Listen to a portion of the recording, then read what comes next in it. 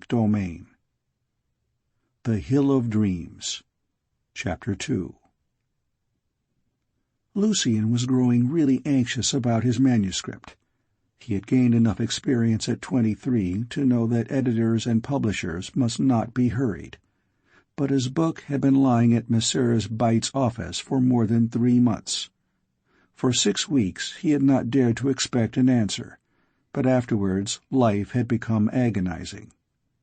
Every morning, at post-time, the poor wretch nearly choked with anxiety to know whether his sentence had arrived, and the rest of the day was racked with alternate pangs of hope and despair. Now and then he was almost assured of success. Conning over these painful and eager pages in memory, he found parts that were admirable, while again his inexperience reproached him, and he feared he had written a raw and awkward book, wholly unfit for print. Then he would compare what he remembered of it with notable magazine articles and books praised by reviewers, and fancy that, after all, there might be good points in the thing. He could not help liking the first chapter, for instance. Perhaps the letter might come tomorrow. So it went, week after week of sick torture, made more exquisite by such gleams of hope. It was as if he were stretched in anguish on the rack, and the pain relaxed, and kind words spoken now and again by the tormentors, and then once more the grinding pang and burning agony. At last he could bear the suspense no longer, and he wrote to Messrs. Byte, inquiring in a humble manner whether the manuscript had arrived in safety. The firm replied in a very polite letter, expressing regret that their reader had been suffering from a cold in the head, and had therefore been unable to send in his report. A final decision was promised in a week's time, and the letter ended with apologies for the delay and a hope that he had suffered no inconvenience. Of course the final decision did not come at the end of the week, but the book was returned at the end of 3 weeks, with a circular thanking the author for his kindness in submitting the manuscript, and regretting that the firm did not see their way to producing it. He felt relieved. The operation that he had dreaded and deprecated for so long was at last over, and he would no longer grow sick of mornings when the letters were brought in. He took his parcel to the sunny corner of the garden, where the old wooden seat stood sheltered from the biting March winds. Messrs. Byte had put in with the circular one of their short lists, a neat booklet headed Messrs. Byte and Company's Recent Publications. He settled himself comfortably on the seat, lit his pipe, and began to read. A Bad 'Un to Beat, a novel of sporting life by the Honourable Mrs. Scudamore Runnymede, author of Yoicks, with the Mudshire Pack, the Sportley Stables, etc., etc., 3 volumes, at all libraries. The press, it seemed, pronounced this to be a charming book. Mrs. Runnymede has wit and humour enough to furnish forth 6 ordinary sporting novels. Told with the sparkle and vivacity of a past mistress in the art of novel-writing, said the review, while Miranda of Smart Society positively bubbled with enthusiasm. "You must forgive me, Aminta," wrote this young person, "if I have not sent the description I promised of Madame Lulu's new creations and others of that ilk. I must a tale unfold. Tom came in yesterday and began to rave about the Honourable Mrs. Scudamore Runnymede's last novel, A Bad 'Un to Beat. She says all the smart set are talking of it, and it seems the police have to regulate the crowd at Muddy's. You know I read everything Mrs. Runnymede writes, so I sent out Miggs directly to beg, borrow, or steal a copy, and I confess I burnt the midnight oil before I laid it down. Now, mind you get it. You will find it so awfully chic." Nearly all the novelists on Messrs. Byte's list were ladies. Their works all ran to 3 volumes, and all of them pleased the press, the review, and Miranda of Smart Society. One of these books, Millicent's Marriage, by Sarah Pocklington Sanders, was pronounced fit to lie on the schoolroom table, on the drawing-room bookshelf, or beneath the pillow of the most gently nurtured of our daughters. This, the reviewer went on, is high praise, especially in these days when we are deafened by the loud-voiced clamor of self-styled artists. We would warn the young men who prate so persistently of style and literature, construction and prose harmonies, that we believe the English reading public will have none of them. Harmless amusement, a gentle flow of domestic interest, a faithful reproduction of the open and manly life of the hunting field, pictures of innocent and healthy English girlhood such as Miss Sanders here affords us. These are the topics that will always find a welcome in our homes, which remain bolted and barred against the abandoned artist and the scrofulous stylist. He turned over the pages of the little book and chuckled in high relish. He discovered an honest enthusiasm, a determination to strike a blow for the good and true, that refreshed and exhilarated. A beaming face, spectacled and whiskered probably, an expansive waistcoat, and a tender heart seemed to shine through the words which Messrs. Byte had quoted. And the alliteration of the final sentence. That was good, too. There was style for you if you wanted it. The champion of the blushing cheek and the gushing eye showed that he too could handle the weapons of the enemy if he cared to trouble himself with such things. Lucian leant back and roared with indecent laughter till the tabby tomcat who had succeeded to the poor dead beasts looked up reproachfully from his sunny corner, with a face like the reviewer's, innocent and round and whiskered. At last he turned to his parcel and drew out some half-dozen sheets of manuscript, and began to read in a rather desponding spirit. It was pretty obvious, he thought, that the stuff was poor and beneath the standard of publication. The book had taken 1.5 years in the making. It was a pious attempt to translate into English prose the form and mystery of the domed hills, the magic of occult valleys, the sound of the red-swollen brook swirling through leafless woods. Daydreams and toilet nights had gone into the eager pages.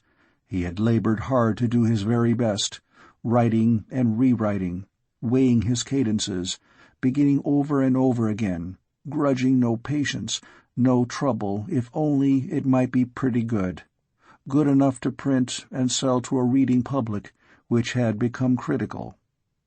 He glanced through the manuscript in his hand, and to his astonishment he could not help thinking that in its measure it was decent work.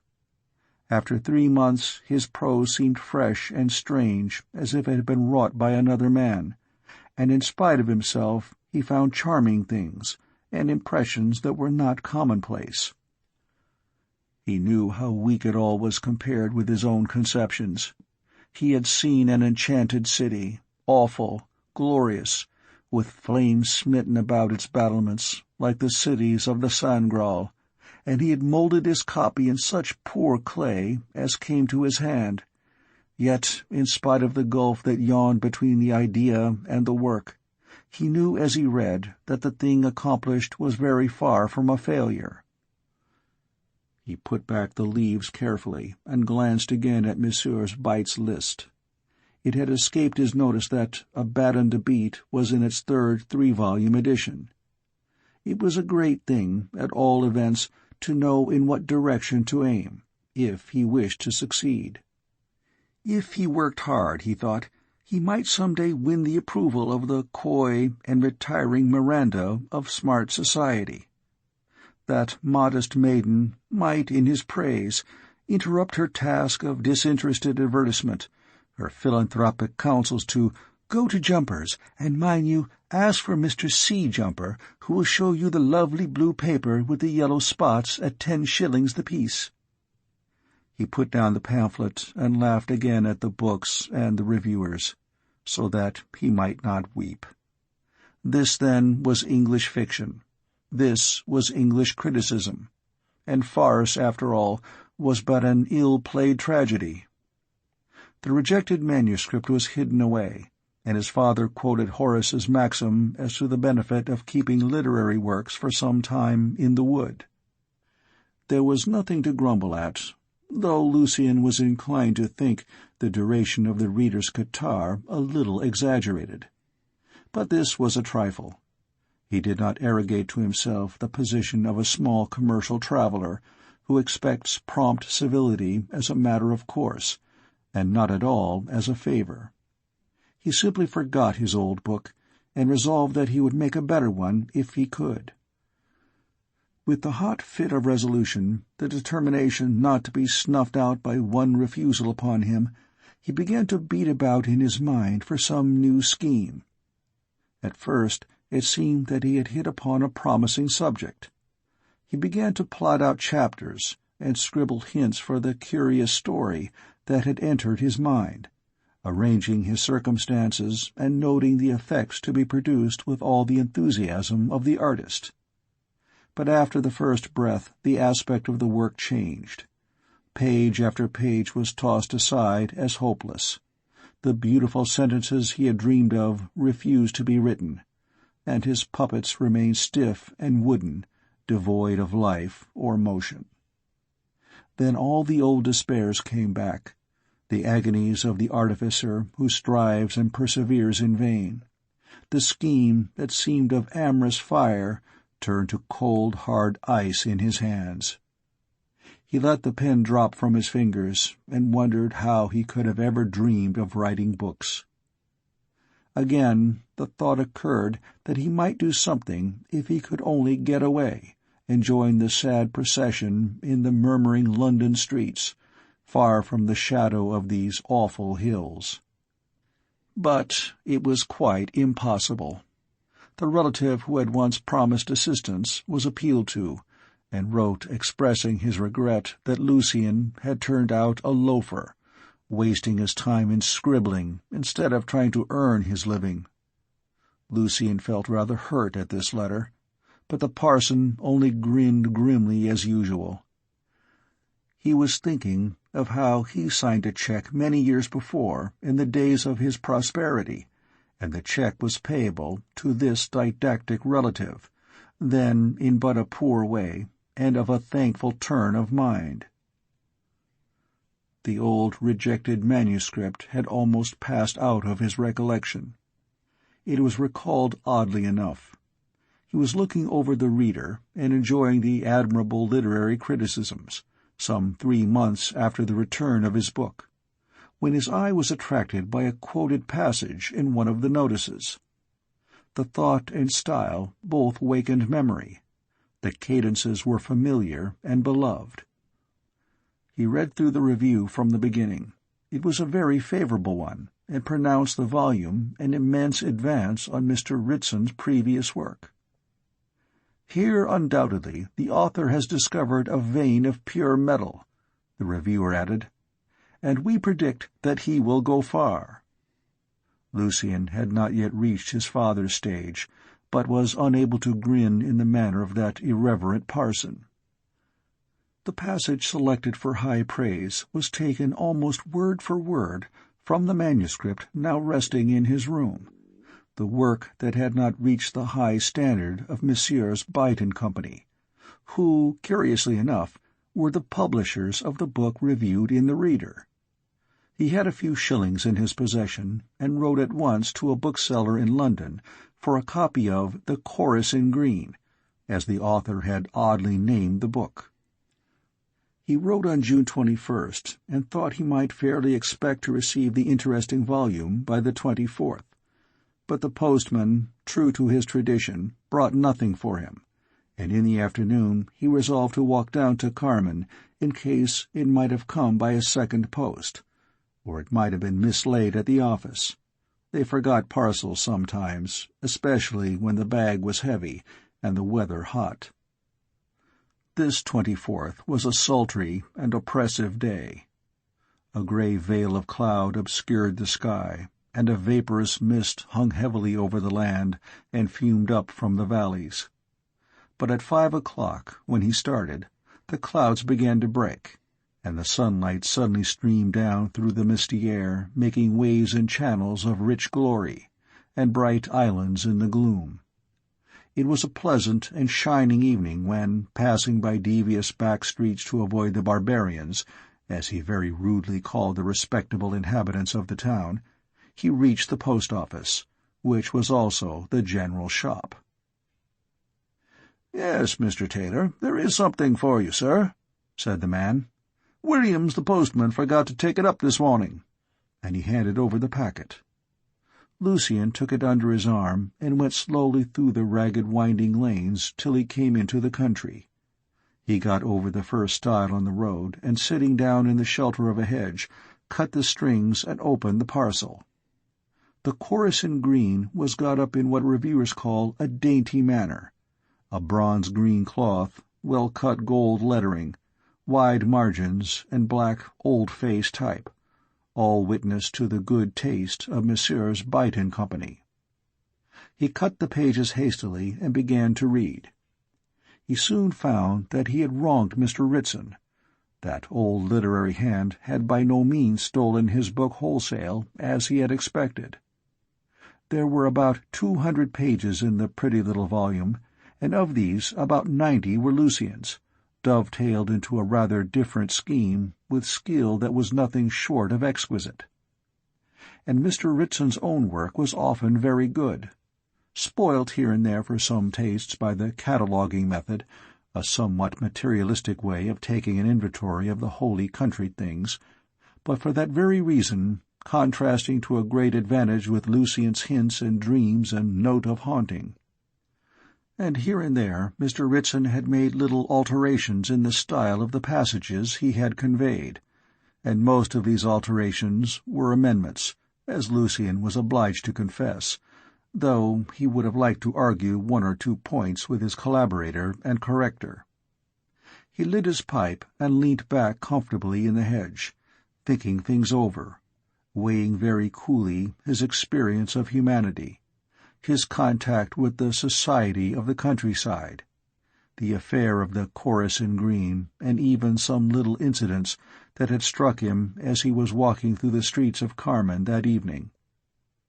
At the post-office, when he was inquiring for his parcel, he had heard two old women grumbling in the street.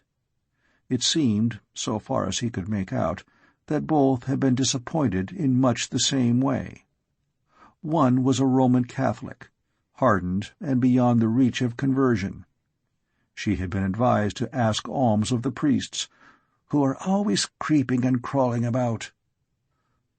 The other old sinner was a dissenter, and "Mr. Dixon has quite enough to do to relieve a good church people."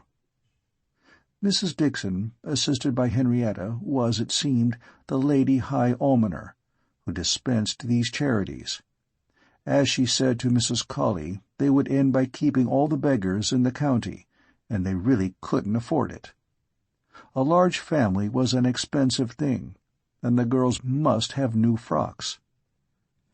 "Mr. Dixon is always telling me and the girls that we must not demoralize the people by indiscriminate charity." Lucien had heard of these sage counsels, and threw at them as he listened to the bitter complaints of the gaunt, hungry old women. In the back street by which he passed out of the town, he saw a large, healthy boy kicking a sick cat. The poor creature had just strength enough to crawl under an outhouse door, probably to die in torments. He did not find much satisfaction in thrashing the boy, but he did it with hearty good will. Further on, at the corner where the turnpike used to be, was a big notice announcing a meeting at the schoolroom in aid of the missions to the Portuguese. "Under the patronage of the Lord Bishop of the Diocese," was the imposing headline. The Reverend Merivale Dixon, vicar of Carmen, was to be in the chair, supported by Stanley Gervais, Esquire, J.P., and many of the clergy and gentry of the neighborhood. Signor Diabo, formerly a Romanist priest, now an evangelist in Lisbon, would address the meeting. "Funds are urgently needed to carry on this good work," concluded the notice. So he lay well back in the shade of the hedge, and thought whether some sort of an article could not be made by vindicating the terrible yahoos, One might point out that they were in many respects a simple and unsophisticated race, whose faults were the result of their enslaved position, while such virtues as they had were all their own. They might be compared, he thought, much to their advantage, with more complex civilizations. There was no hint of anything like the bite system of publishing in existence amongst them. The great Yahoo nation would surely never feed and encourage a scabby hounum, expelled for his foulness from the horse community, and the witty dean, in all his minuteness, had said nothing of safe Yahoos. On reflection, however, he did not feel quite secure of this part of his defense. He remembered that the leading brutes had favorites, who were employed in certain simple domestic offices about their masters, and it seemed doubtful whether the contemplated vindication would not break down on this point. He smiled queerly to himself as he thought of these comparisons, but his heart burned with a dull fury. Throwing back his unhappy memory, he recalled all the contempt and scorn he had suffered. As a boy, he had heard the masters murmuring their disdain of him and of his desire to learn other than ordinary schoolwork. As a young man, he had suffered the insolence of these wretched people about him. Their cackling laughter at his poverty jarred and grated in his ears. He saw the acrid grin of some miserable idiot woman, some creature beneath the swine in intelligence and manners, merciless as he went by with his eyes on the dust in his ragged clothes. He and his father seemed to pass down an avenue of jeers and contempt from such animals as these.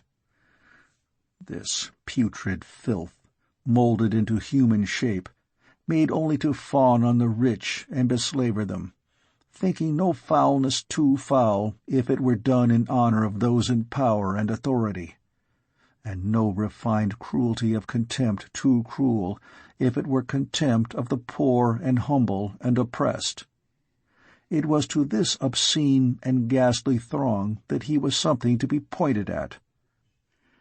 And these men and women spoke of sacred things, and knelt before the awful altar of God, before the altar of tremendous fire, surrounded, as they professed, by angels and archangels, and all the company of heaven. And in their very church they had one aisle for the rich and another for the poor. And the species was not peculiar to Carmen. The rich businessmen in London and the successful brother author were probably amusing themselves at the expense of the poor struggling creature they had injured and wounded, just as the healthy boy had burst into a great laugh when the miserable sick cat cried out in bitter agony and trailed its limbs slowly as it crept away to die. Lucien looked into his own life and his own will, and he saw that in spite of his follies and his want of success, he had not been consciously malignant. He had never deliberately aided in oppression, or looked on it with enjoyment and approval, and he felt that when he lay dead beneath the earth, eaten by swarming worms, he would be in a purer company than now, when he lived amongst human creatures. And he was to call this loathsome beast, all sting and filth, brother. "I had rather call the devils my brothers," he said in his heart. "I would fare better in hell." Blood was in his eyes, and as he looked up the sky seemed of blood, and the earth burned with fire. The sun was sinking low on the mountain when he set out on the way again. Burroughs, the doctor, came home in his trap, met him a little lower on the road, and gave him a friendly good night. "Long way round on this road, isn't it?" said the doctor. "As you have come so far, why don't you try the short cut across the fields? You will find it easily enough. Second start on the left hand, and then go straight ahead." He thanked Dr. Burroughs and said he would try the short cut, and Burroughs span on homeward. He was a gruff and honest bachelor, and often felt very sorry for the lad, and wished he could help him.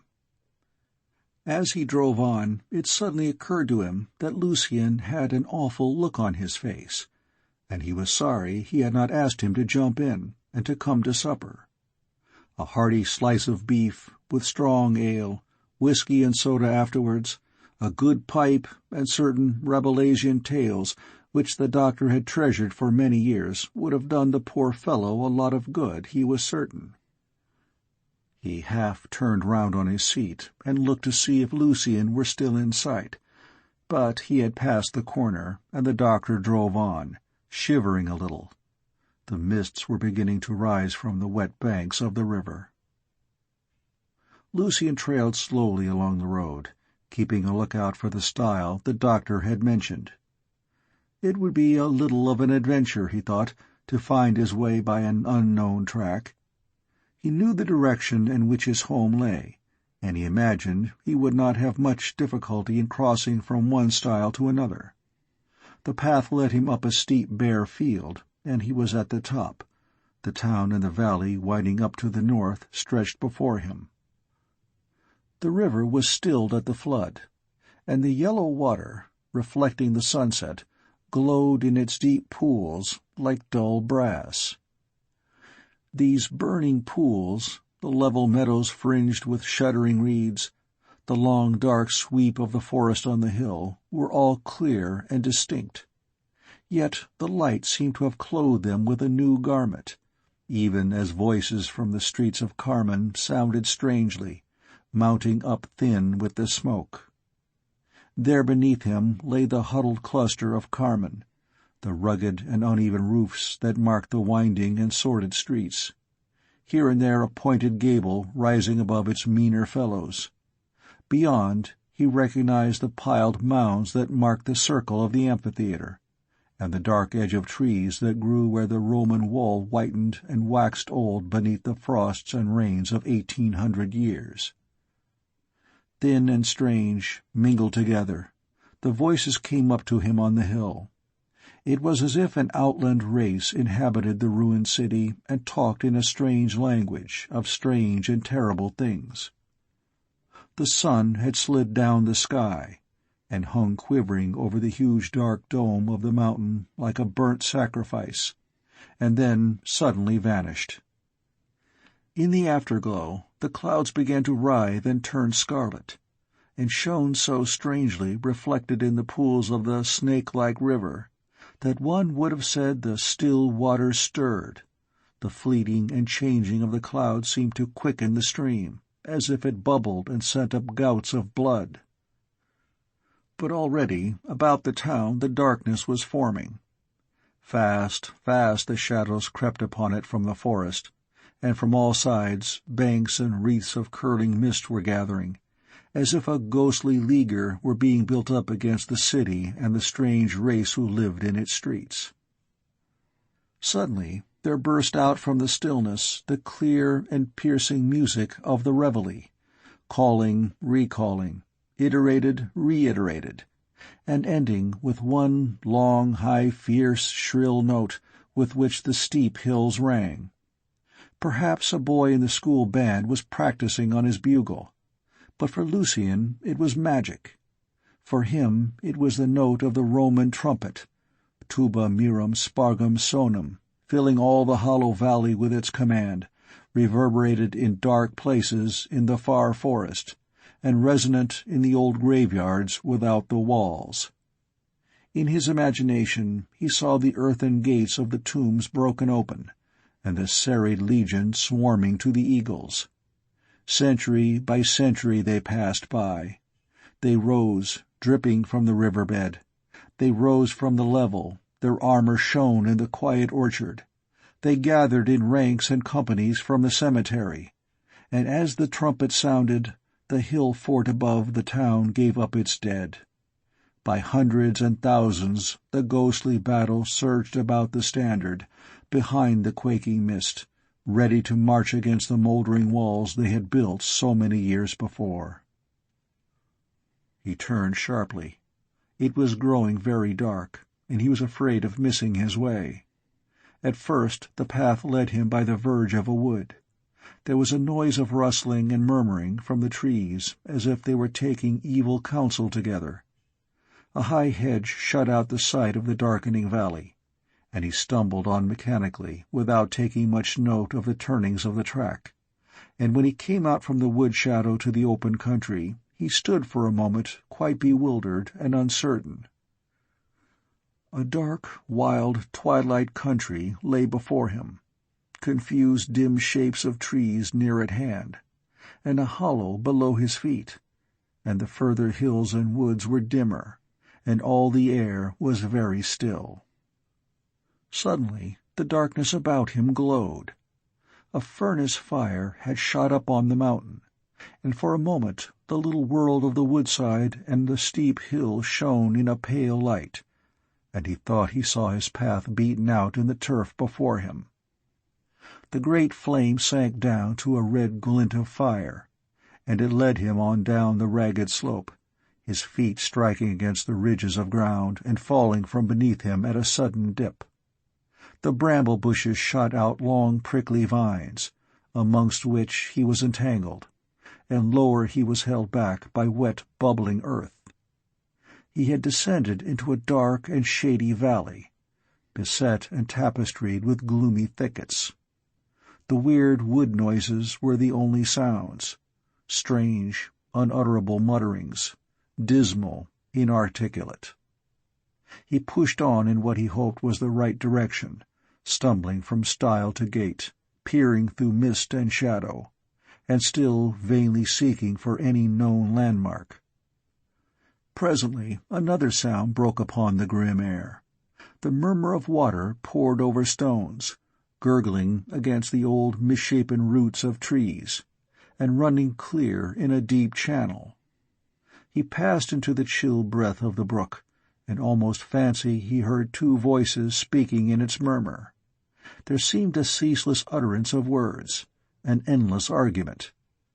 With a mood of horror pressing on him, he listened to the noise of waters, and the wild fancy seized him that he was not deceived, that two unknown beings stood together there in the darkness and tried the balances of his life, and spoke his doom. The hour in the matted thicket rushed over the great bridge of years to his thought. He had sinned against the earth, and the earth trembled and shook for vengeance.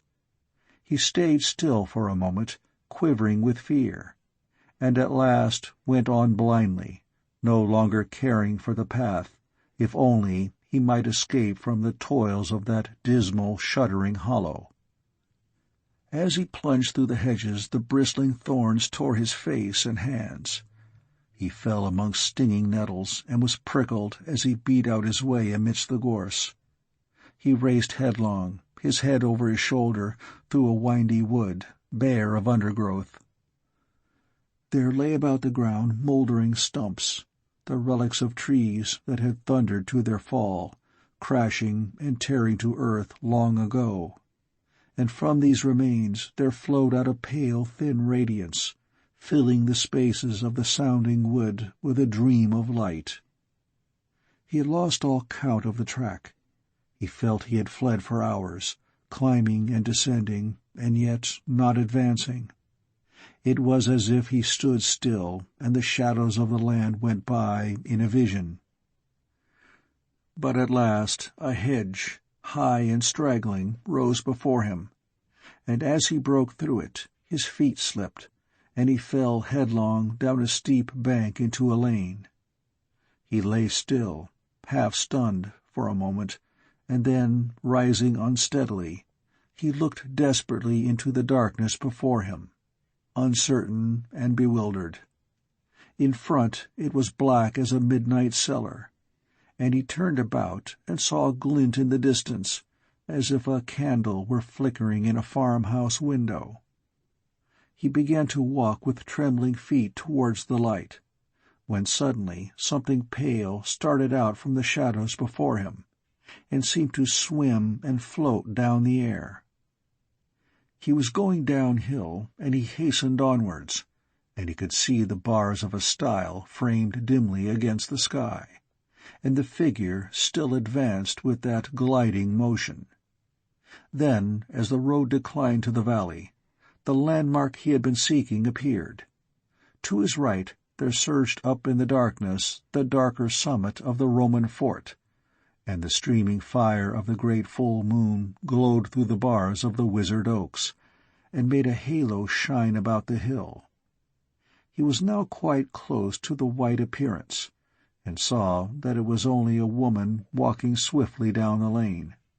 The floating movement was an effect due to the somber air and the moon's glamour. At the gate, where he had spent so many hours gazing at the fort, they walked foot to foot, and he saw it was Annie Morgan. "Good evening, Master Lucian," said the girl. "It's very dark, sir, indeed." "Good evening, Annie," he answered, calling her by her name for the first time, and saw that she smiled with pleasure. "You are out late, aren't you?" "Yes, sir, but I've been taking a bit of supper to old Mrs. Gibbon. She's been very poorly the last few days, and there's nobody to do anything for her." Then there were really people who helped one another. Kindness and pity were not mere myths, fictions of society, as useful as dough and roe and as non-existent. The thought struck Lucian with a shock. The evening's passion and delirium, the wild walk and physical fatigue had almost shattered him in body and mind. He was degenerate, decadent, and the rough rains and blustering winds of life, which a stronger man would have laughed at and enjoyed, were to him hailstorms and fire-showers. After all, Messrs. Bite, the publishers, were only sharp men of business, and these terrible Dixons and Gervaises and Collies merely the ordinary limited clergy and gentry of a quiet country town. Sturdier sense would have dismissed Dixon as an old humbug, Stanley Gervais, Esquire, J.P., as a bit of a bounder, and the ladies as rather a shoddy lot. But he was walking slowly now in painful silence, his heavy, lagging feet striking against the loose stones. He was not thinking of the girl beside him, only something seemed to swell and grow and swell within his heart. It was all the torture of his days, weary hopes and weary disappointment, scorn rankling and throbbing, and the thought, "I had rather call the devils my brothers and live with them in hell." He choked and gasped for breath, and felt involuntary muscles working in his face, and the impulses of a madman stirring him. He himself was in truth the realization of the vision of Carmen that night, a city with mouldering walls beset by the ghostly legion. Life and the world and the laws of the sunlight had passed away, and the resurrection and kingdom of the dead began. The Celt assailed him, becoming from the weird wood he called the world, and his far-off ancestors, the Little People, crept out of their caves, muttering charms and incantations in hissing, inhuman speech. He was beleaguered by desires that had slept in his race for ages. "I am afraid you are very tired, Master Lucian. Would you like me to give you my hand over this rough bit?" He had stumbled against a great round stone and had nearly fallen. The woman's hand sought his in the darkness, and as he felt the touch of the soft, warm flesh, he moaned, and a pang shot through his arm to his heart. He looked up and found he had only walked a few paces since Annie had spoken. He had thought they had wandered for hours together. The moon was just mounting above the oaks, and the halo round the dark hill brightened. He stopped short, keeping his hold of Annie's hand, looked into her face. A hazy glory of moonlight shone around them and lit up their eyes. He had not greatly altered since his boyhood. His face was pale olive in color, thin and oval. Marks of pain had gathered about the eyes, and his black hair was already stricken with gray. But the eager, curious gaze still remained, and what he saw before him lit up his sadness with a new fire. She stopped too, and did not offer to draw away, but looked back with all her heart. They were alike in many ways. Her skin was also of that olive color, but her face was sweet as a beautiful summer night, and her black eyes showed no dimness, and the smile on the scarlet lips was like a flame when it brightens a dark and lonely land. "You are sorely tired, Master Lucian. Let us sit down here by the gate." It was Lucian who spoke next. My dear," and their lips were together again, and their arms locked together, each holding the other fast. And when the poor lad let his head sink down on his sweetheart's breast and burst into a passion of weeping. The tears streamed down his face, and he shook with sobbing in the happiest moment that he had ever lived. The woman bent over him and tried to comfort him, but his tears were his consolation and his triumph. Annie was whispering to him, her hand laid on his heart.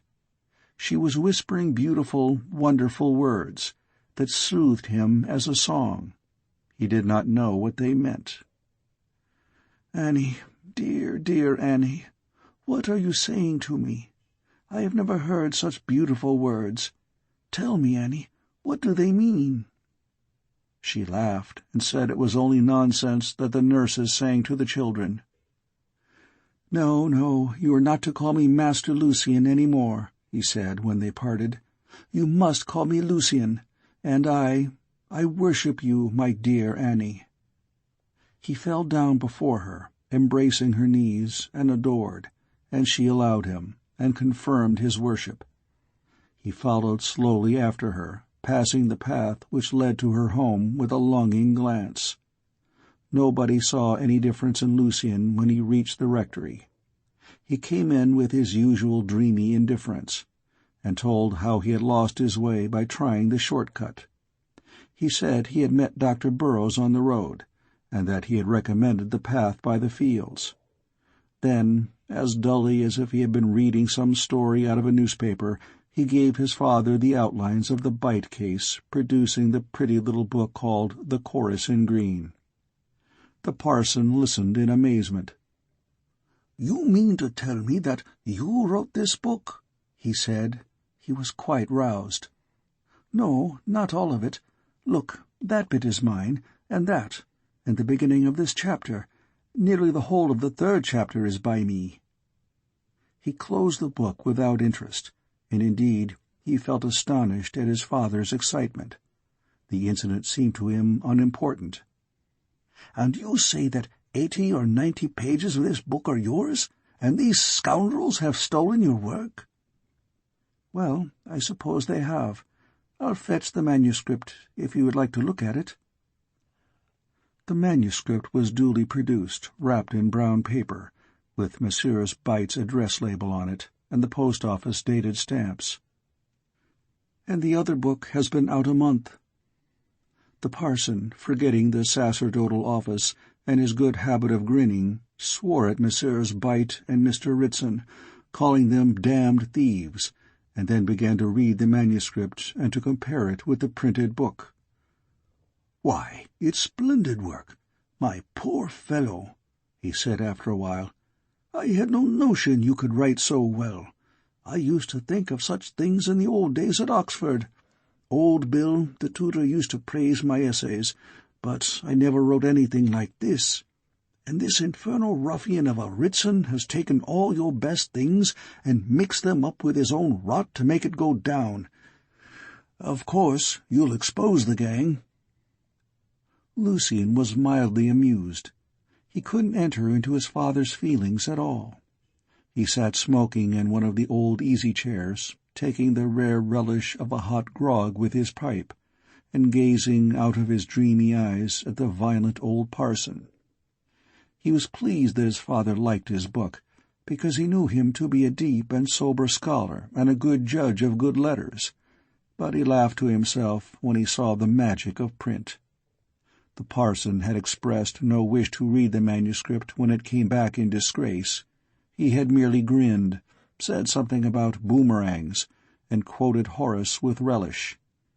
Whereas now, before the book in its neat case, lettered with another man's name, his approbation of the writing and his disapproval of the scoundrels, as he called them, were loudly expressed, and though a good smoker, he blew and puffed vehemently at his pipe. "You'll expose the rascals, of course, won't you?" he said again. "Oh, no, I think not. It really doesn't matter much, does it? After all, there are some very weak things in the book. Doesn't it strike you as young? I have been thinking of another plan, but I haven't done much with it lately. But I believe I've got hold of a really good idea this time, and if I can manage to see the heart of it, I hope to turn out a manuscript worth stealing. But it's so hard to get at the core of an idea, the heart, as I call it," he went on after a pause. "It's like having a box you can't open, though you know there's something wonderful inside. But I do believe I've a fine thing in my hands, and I mean to try my best to work it." Lucien talked with enthusiasm now, but his father, on his side, could not share these ardors. It was his part to be astonished at excitement over a book that was not even begun, the mere ghost of a book flitting elusive in the world of unborn masterpieces and failures. He had loved good letters, but he shared unconsciously in the general belief that literary attempt is always pitiful, though he did not subscribe to the other half of the popular faith, that literary success is a matter of very little importance. He thought well of books, but only of printed books. In manuscripts he put no faith, and the paulo post futurum tense he could not in any manner conjugate. He returned once more to the topic of palpable interest. "But about this dirty trick these fellows have played on you. You won't sit quietly and bear it, surely. It's only a question of writing to the papers." "They wouldn't put the letter in, and if they did, I should only get laughed at. Some time ago a man wrote to the Reader, complaining of his play being stolen. He said that he had sent a little one-act comedy to Burleigh, the great dramatist, asking for his advice. Burleigh gave his advice, and took the idea for his very own successful play. So the man said, and I dare say it was true enough. But the victim got nothing by his complaint. A pretty state of things, everybody said. Here's a Mr. Thompson that no one has ever heard of, bothers Burleigh with his rubbish, and then accuses him of petty larceny. Is it likely that a man of Burleigh's position, a playwright who can make his 5,000 a year easily, would borrow from an unknown Thompson?" "I should think it very likely indeed," Lucien went on, chuckling, "but that was their verdict. No, I don't think I'll write to the papers." "Well, well, my boy, I suppose you know your own business best. I think you are mistaken, but you must do as you like." "It's all so unimportant," said Lucien, and he really thought so. He had sweeter things to dream of, and desired no communion of feeling with that madman who had left Carmen some few hours before. He felt he had made a fool of himself. He was ashamed to think of the fatuity of which he had been guilty. Such boiling hatred was not only wicked, but absurd. A man could do no good who put himself into a position of such violent antagonism against his fellow creatures.